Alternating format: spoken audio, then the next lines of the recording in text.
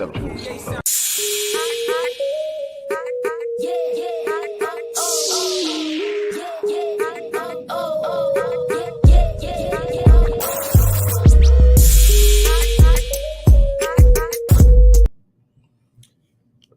Hello, everybody. Dr. Rick Wallace dropping in on you. Hope everybody is having an unbelievable start to your week.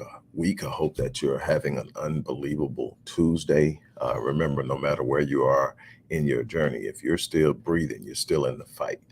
Don't allow your momentary circumstances to dictate to you what you can expect from your future.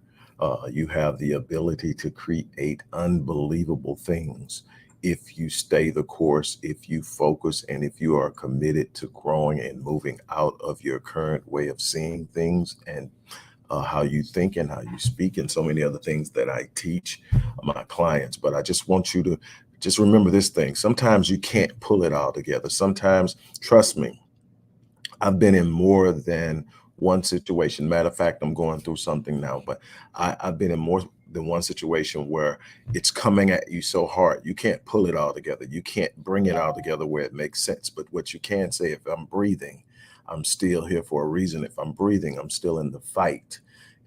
You're built for this. I have to tell myself that every morning when I wake up. Rick, you got it. You're built for this. I don't care how hard it comes at you. You are built for this.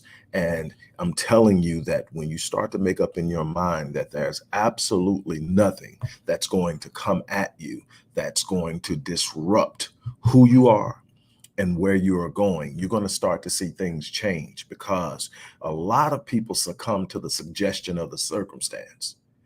Let me say that again. A lot of people succumb to the suggestion of the circumstance. So you can be in a circumstance that will suggest that you've already lost. You will be in a circumstance that suggests that you're not who you thought you were. You'll be in a circumstance that suggests that all the things you desire out of life does not exist for you. It's only reserved for certain people. You will be in situations and circumstances that will tell you a lie about who you are and where you're going. You have to have enough confidence in your design, enough confidence in your designer, enough confidence in who you are, so that when it's time to walk it out, you walk it out, not based on the tell people all the time, man, how are you doing it? Somebody asked me the other day, what in the world right now? You're always talking about gratitude, dude.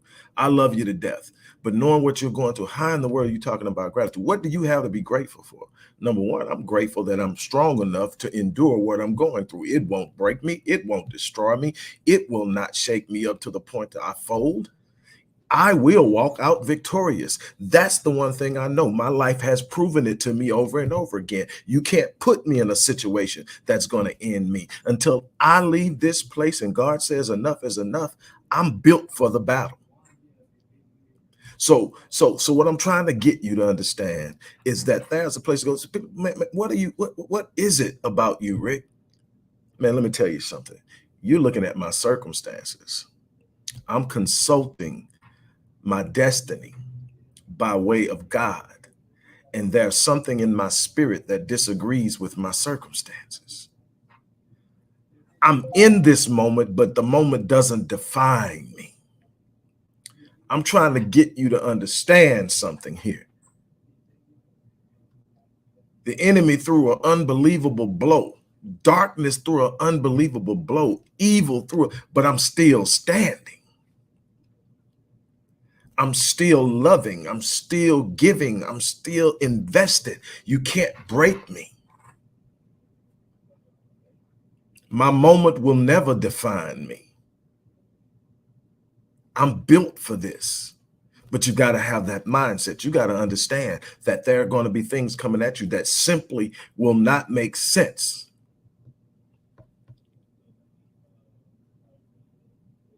You better know who you are, or the world will define you so that it can exploit you. Let me say that again. You better know who you are, or the world will define you so that it can exploit you. The world will see the genius in you. The world will see the gift in you, but the world won't tell you that you're gifted. It won't tell you that you're a genius. It will simply go in and tell you that you're a less than, and that your current situation and your current circumstances are what define you, and that because you're in that circumstance, this is all that you're worth. But we'll give you this, and we want you to do this. And the next thing you know, you're giving yourself up for a fraction of what you're worth because you don't know who you are. See, I knew who I was a long time ago. So when the darkness rolled in, it didn't shake me. I recognized the enemy for who the enemy was, and I stood. And I'm still standing, and I'll be standing long after it's gone. I will not fold. And that's the mindset that you're going to have. Look, I want to talk to you about something today. I want to encourage you. And I was sitting up and I was thinking last night, what can I offer? And I thought about Critical Mass, my 20th book. Critical Mass is my 20th book, and it is about achieving critical mass in life. What is critical mass? Critical mass in nuclear physics is the point at which all of the nuclear components necessary to achieve a specific and desired nuclear reaction are in place. So in life, critical mass is that point when you have accumulated and positioned all of the necessary components to achieve that exceptional level that you were designed by God to achieve. It is bringing all of this together despite what's going on the outside. Like I told you, life success isn't about circumventing heartache. It's not about circumventing pain. It's not about circumventing difficulty. It's not about, what it's about is sitting up and saying, okay, look, this is where you are right now. What are you going to do about it? Let me tell you something. Here's something that will happen. I'm gonna tell you just a bit of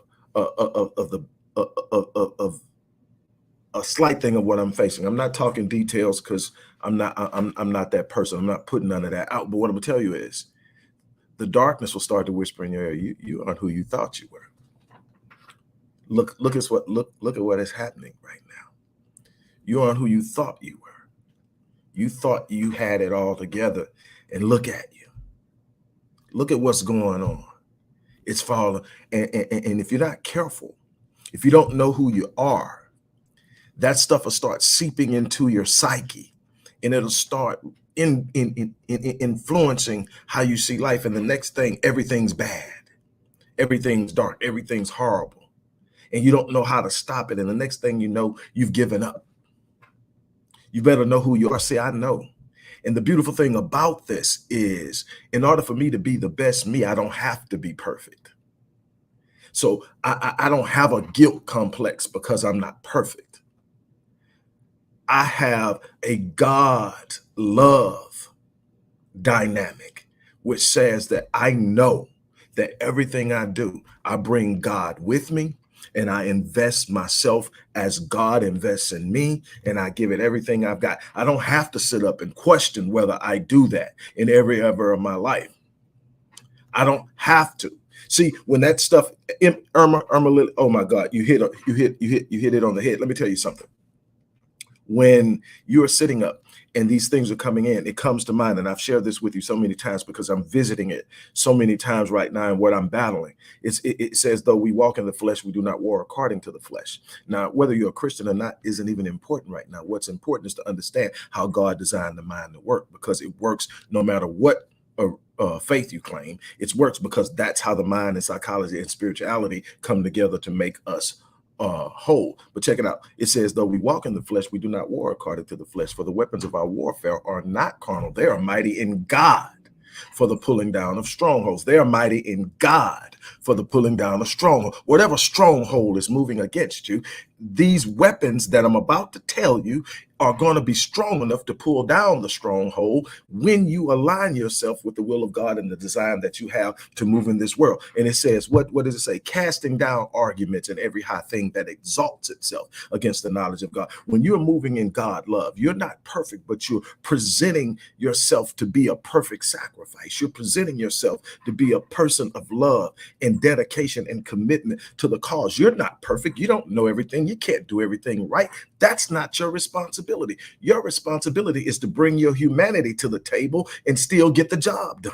See, that's the thing. People will challenge you to be perfect. People will nitpick your fallacies. People will sit up and try to ignore what you do right and focus on what you do wrong to dislodge you from your identity.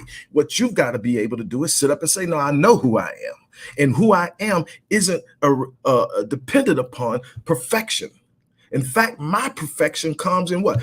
God said, my grace is sufficient for you. And this thing that you're asking me to remove you from, I will not remove you from it. But what I will tell you is that my grace is sufficient. My grace is sufficient for you. And my strength is made what? Perfect in what? Weakness. So the things you point out about me that I'm not good at, the things you point out about me, I may be a little weak at. That's where God's moving the most. So in that, because I even come with, see, most people are afraid that their weaknesses are going to be identified. Most people are afraid that their fallibility is going to be discovered. And so they stay back and they hide and they stick their strengths out there, and then they sit back and they hope that nobody recognizes that they're not that good in this, or that they struggle with this. No, see, I'm coming with my humanity. My humanity is what connects me to people. My humanity is what makes me good with my clients, because they can see that I'm not perfect, but I'm still excelling. They can see that I'm not perfect, but I'm still advancing. They can see that I'm not perfect, but I'm still standing. That's what you got to be able to do. Understand yourself. The enemy is trying to dislodge you from your identity. And the enemy doesn't play fair. That's another thing that I had to learn in this life. There's no such thing as off limits to the enemy.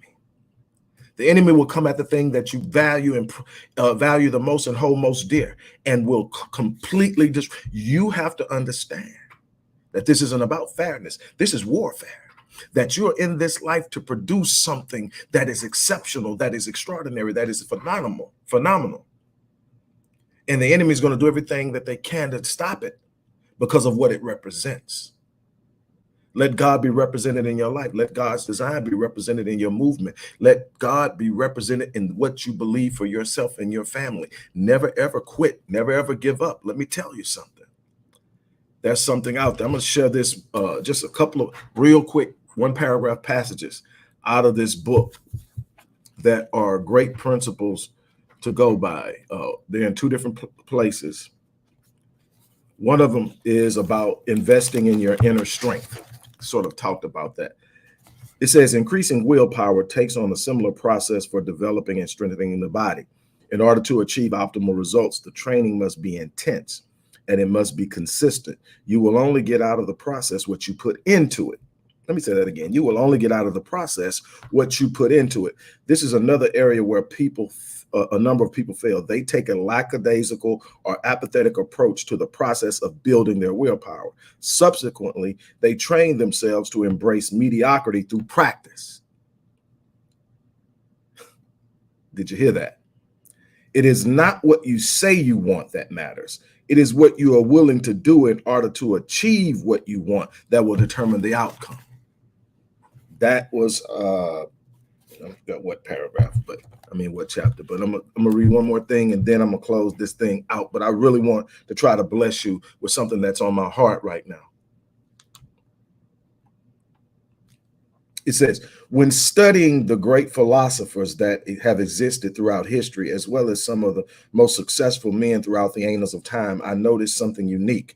While there were many differences in philosophical opinion, one thing remained consistent across the board with each and every one of them, and that is they all believe that your mind creates your reality. Now let's go back and visit what I talked about in 2 Corinthians chapter 10, starting verse 3. Though we walk in the flesh, we do not war according to the flesh. Now it says that your mind creates your reality. What did that command? What was the spiritual weapon? Cast down arguments, the mind, the mood, the thoughts, the ideas, the suggestions, and every high thing that exalts itself against the God. And do what? Bring every thought into what? Captivity. Bring what? Every thought. Your thoughts are the seeds of your destiny. And the enemy will attack your thoughts and plant subliminal messages that will make you want to give up, that will make you want to turn away from what you know is right, that will make you want to move in a direction that is not conducive to you living out the life that you're supposed to live. That it will attack you from sides that you're not expecting. And when it can't get to you, it'll come in other subliminal messages through those you love. You are going to have to know who you are. When I wrote Critical Mass, It was with the idea of helping people achieve it. Remember, critical mass in your life is the accumulation of all of the necessary components and the proper positioning of those components to achieve desired results in your life so that you are walking in the power of your design. See, that's where a lot of people lose it, is they look at life through the lens of their experiences, and they lose sight of the power of their design. They lose sight of the power of the designer. They lose sight of their purpose. And they don't understand that in their purpose is an excessive amount of power that transcends any problem that you're ever going to face, but you're going to have to be willing to lean into your purpose, to understand your design, and to trust the designer. You're going to have to be willing to walk it out in times when it seems like there's nothing that's going to come out of it right, when it seems like it's there for no other reason but to break and destroy you. You've got to understand that in the moment when it's most darkest, just consult Solomon, who said that God dwells in the darkness. Even the dense darkness does God dwell. So I'm telling you, there's never been a space in my time, in my life, that I've had to look around and God wasn't there. There's never been a time when my heart was hurting and I looked around and God wasn't there. Other people may have abandoned me. Other people may have turned on me. Other people may be attacking me, but God is still present. And God is still expecting me to stand up and perform my responsibilities. Even when everything around you is saying you don't have to. Everybody would understand. Look at what you're going. Everybody would understand. But see, I'm not consulting everybody. I'm consulting God. I'm consulting my destiny. I'm consulting my purpose. That's all that's mattering to me right now, is that I'm going to walk in the truth of who I was designed to be. I wasn't promised every day was going to be fun in a bed of roses. So when it gets tough, I'm okay. Look, I guarantee you somebody watching this video is going through it right now. Somebody is either going through it or somebody is really searching themselves because they know it's something better out there. They're asking themselves, what does it take? I want to help you reach critical mass. I want to help as many people as possible achieve a level where you start to know that you're walking in a power that cannot be stopped. I want to help people understand that there's a way that you can materialize what the enemy is trying to block. And I want you to know that there's a way to get there systematically, moving in faith, in preparation, and power, in moving in your gifting and your design, that no matter what the enemy is trying to do, it cannot be stopped. I want you to achieve that. When I wrote this book a while ago, this is my 20th book. I've written 24. This is my 20th book, one of the ones I'm most proud of. I'm proud of all my work. They are all blessings from God. From my first book, The Invisible Father, Reversing the Curse of a Fatherless Generation, and the second book, Renewing Your Mind, and so many more after that. They all are. But there's something about this book that has been transformative. I've had at least 6 clients that have come to me and I'm working with them and they're quoting my book. It transformed them enough to understand the need to take it to the next level, and they did. They acted on it. What I've done is maybe about 7-8 years ago, I created a course called Critical Mass. Ran it for about a year or so and kind of moved on to doing other things and got sidetracked, and God put it on my heart to bring it out. This is 8 weeks, me and you, God. Yeah, this is definitely not simply psychology. This is spiritual. And it is the accumulation of the things necessary to excel. See, God didn't design you to be mediocre. God didn't design you to be average. God designed you to be a reflection of his power and his love. And so there should be no mediocrity involved, no average. God is not a God of average. God is exceptional. God is extraordinary. And God wants to do exceptional and extraordinary things through you so that people will be able to see. I have said this for a long time. I am one that believes that the most powerful tool you have to evangelize the world about God isn't the Bible. That's a preparatory tool for you. It isn't your words. It isn't even a testimony. It's letting them watch you live and watch you go through things, especially the things you want to hide. You know, while I've been very quiet about the specifics of what I'm going through, I've made it very clear that I'm going through because people need to know. And there are a few of you who know, and you know the depths of the pain that I'm dealing with, but still moving, still thriving, still giving, still loving, still walking, still standing. Yeah, I'm not broken. I will not be broken. I will continue to move and continue to thrive. But you have to be able to show people the power of God. It isn't seeing you. People aren't evangelized by seeing you never go through anything. People get freaked out when they watch you go through something and you've got a genuine smile that identifies that you're not afraid, that identifies that there's some kind of peace in the midst of your storm. They want that because nobody is convinced that they're going to get through life and never ever face anything. Nobody's convinced of that. What people are convinced of is that they're going to go through it. What they need to know is that they can.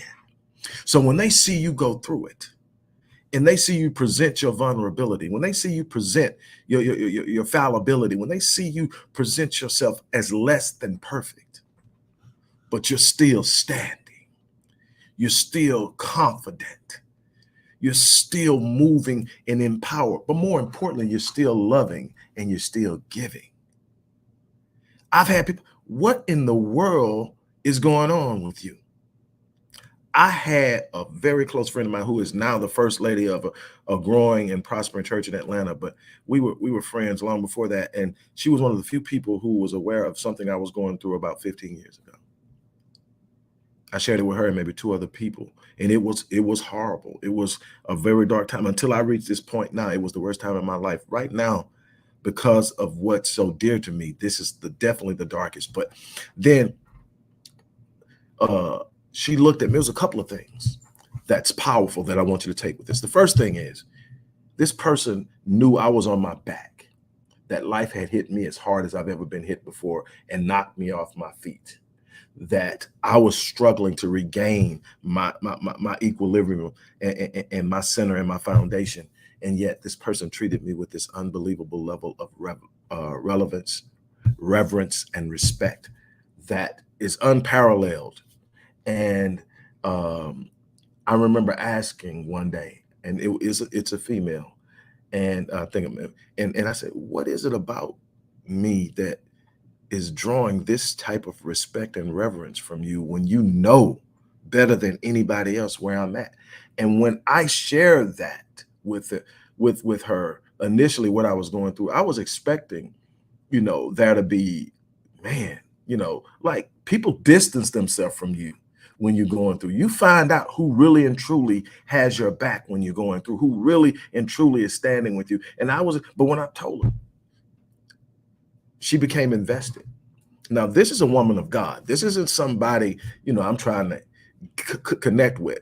This is a woman of God. This is somebody that has a love for God and has a walk of faith. And this is why I shared it with her. I wanted somebody I believed in praying for me. And this is what she said. She said, the reason you have my respect and reverence is because I'm not seeing where you're at. I'm seeing what you're becoming and where God is taking you.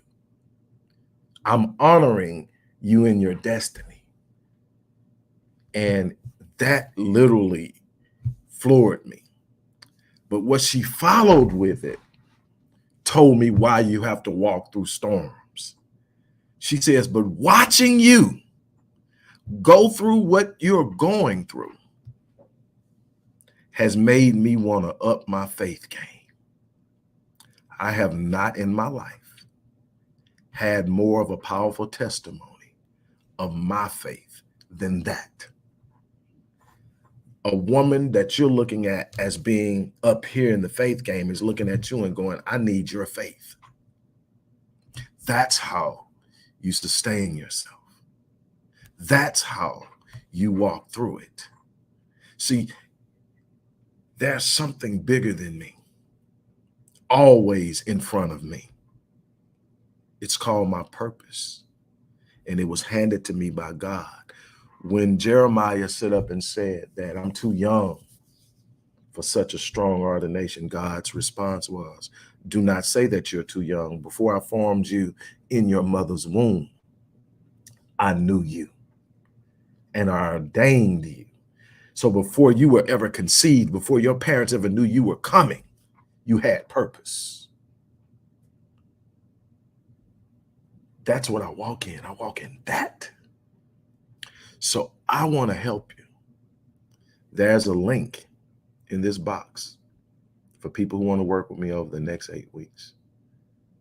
I'm not going to get into all the details. What I can tell you is we're going to get into your expectations.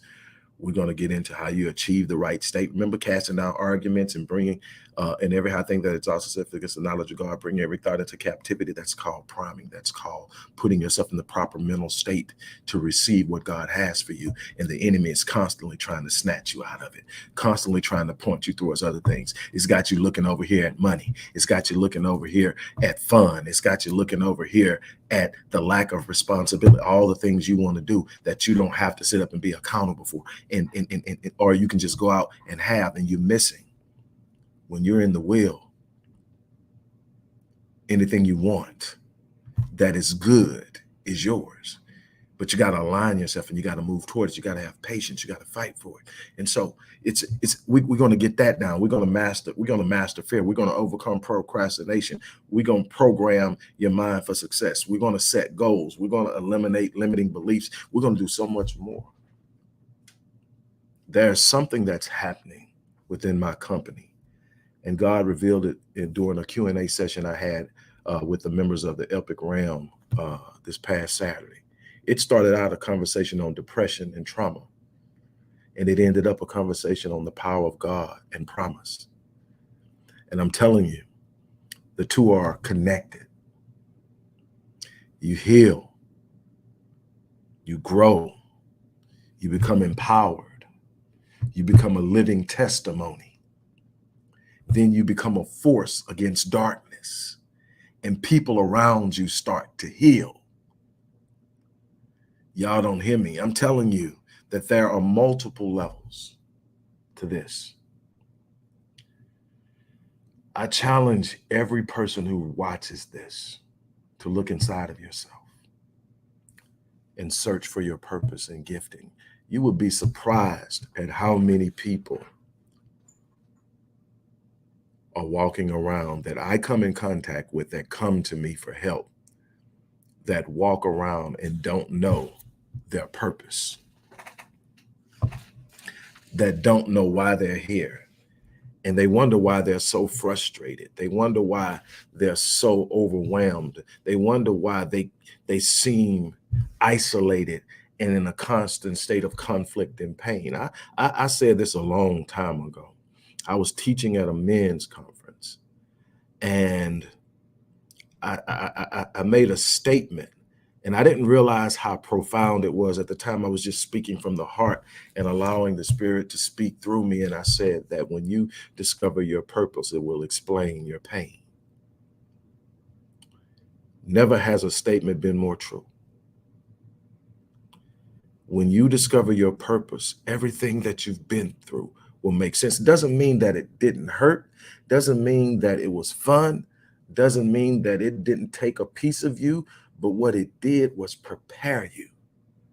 Nothing you've gone through was just by chance. There's something in this world that needs you to be exceptional. There's someone that's going to pass through your life whose life will never be the same because of their encounter with you. You were designed to be a catalyst of change in a world that was disintegrating into the abyss of darkness and despair. You are the light.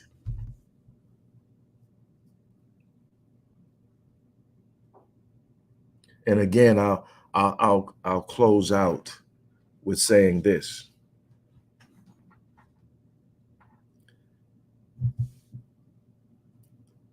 I am so grateful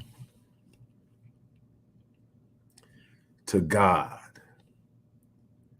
that he does not require perfection to produce perfect results. That he could use my willingness to be a vessel of healing, of empowerment, of change. And I didn't have to be perfect. I didn't have to know it all. I didn't have to have it all together. I just had to believe and walk in the power of my destiny. I am so grateful that God is allowing me in my vulnerability to leave a legacy of power that will speak of me long after I'm gone. All I want to do now is help you build your legacy, because there's so much more to this life than what you've experienced to this point. If you're serious about taking the next step, this is an opportunity to do so. I want to thank you guys for stopping in. I promise you there's going to be a lot more where this came from. I am going to give you every ounce of what I have in me. You've heard me say this how many times? My client brought it up the other day. I live my life on full. I do. I wake up every day and I go hard in the paint until I go to bed at night. I go to bed at night spent every night. Why? Because I don't want to take the potential of today with me to compile on the potential of tomorrow and not be able to get it all. So I take what's given to me to use today and I give it. And I live it.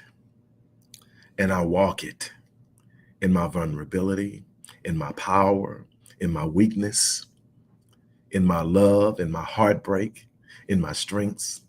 I walk it, because what's going to happen is someday I won't wake up, or one day I will breathe my last and collapse. And I don't want to take 1 ounce of that potential to the grave.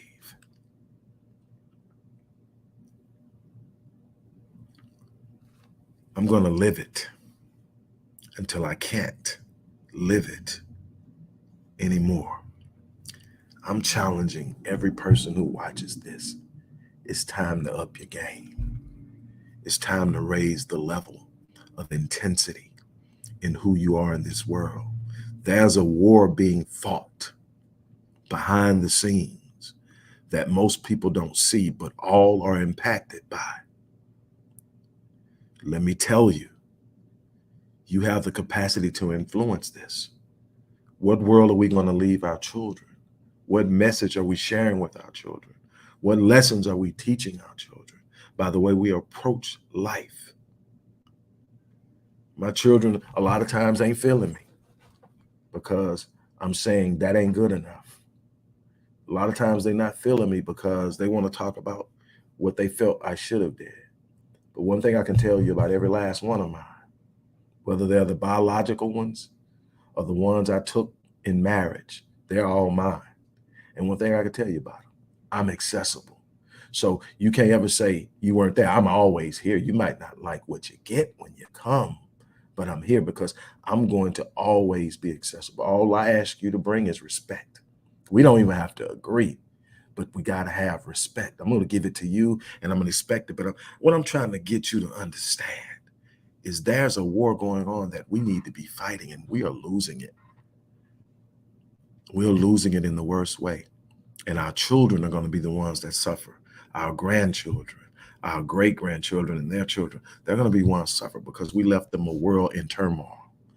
We left them a world of uncertainty. We left them a world where the character and integrity of God is not in place. Hey, we are in a war. Trust me, nobody's safe. And if nobody's safe, everybody needs to stand up and put in their best. On that note, look, I'm going to get out of here. I had no idea, honestly, when I set out to do this. This was supposed to be a promotional video. But the moment that I started talking, the Spirit moved upon me. I don't know who needed to hear it, but there's somebody that needed to hear more than what I was going to say about this course that I'm offering. And I hope that it blessed your spirit. I hope that it challenged you to raise up and live life at the level of your design. That's what I hope, because there's a need of warriors, spiritual prayer warriors, spiritual engagement, spiritual. I mean, there's so many different ways to wage spiritual war in your thoughts, in your speech, in the way you engage other people, in the way you handle adversity. We've got work to do. Our children need it. Our people need it. This world needs it. And so I'm challenging you. Let's step up to the plate. And for those of you who do want to take advantage of the course, it's in there. And trust me, this will be the most powerful 8 weeks of your life. I promise you, you're going to get every ounce of me. It's going to be worth every dime you spend and every minute you spend with me. My grandfather, I'm saying this sometimes, my grandfather always told me to fill my space. And when I asked him what that meant, he says, never leave people the way you found them. Find a way to use your gift to change their mind, their situation. Maybe it's money that you have you can change. Maybe it's a word of encouragement. Maybe it's a lesson to teach. Maybe it's an opening of a door. Whatever it is, don't leave them the way you found them. So this is from me to you. God bless. I'm out.